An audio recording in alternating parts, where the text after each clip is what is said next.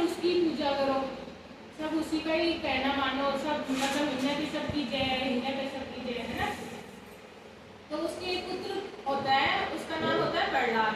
वो जन्म से क्या होता है, विष्णु भगवान का भक्त होता है। प्रहलाद कौन होता है, विष्णु भगवान का सबसे बड़ा भक्त होता है। तो उसको हिरण्यकश्यप जो राजा होता है ना, उसको गुस्सा आता है अपने बेटे पे, तो वो उसको हानि पहुंचाना चाहता है, यानी उसको ऐसे बोलता है कि मेरी पूजा कराकर, विष्णु भगवान को ही नहीं है, मैं ही भगवान हूँ, मेरी पूजा कराकर, है ना। तो फिर वो खूब राक्षस भेजता है उसको मारने के लिए प्रहलाद को, लेकिन वो हर बार विष्णु भगवान की भक्ति करता है ना, तो हर बार उनको बचा लेते हैं। तो एक बार क्या, उसकी उसको बहुत परेशान सा रहता है वो राजा, तो उसकी बहन आती है। तो बहन को क्या वरदान मिला हुआ होता है कि वो आग में जल नहीं सकती।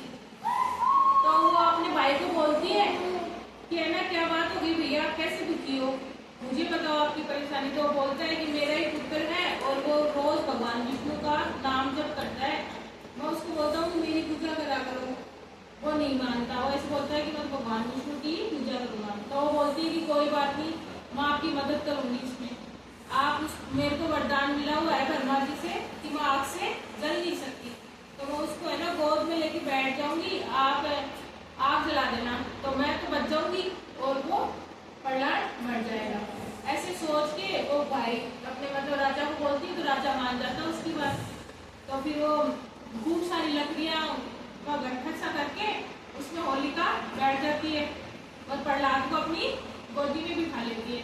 राजा को बोलती है कि आप आग जला दो, मैं तो जलूंगी नहीं, यही जलेगा। तो फिर राजा उसमें लकड़ी के गट्ठर में आग जला देता है। तो वो क्या, वो प्रहलाद जो बैठा रहता है ना, तो वो विष्णु भगवान का नाम जप करता रहता है।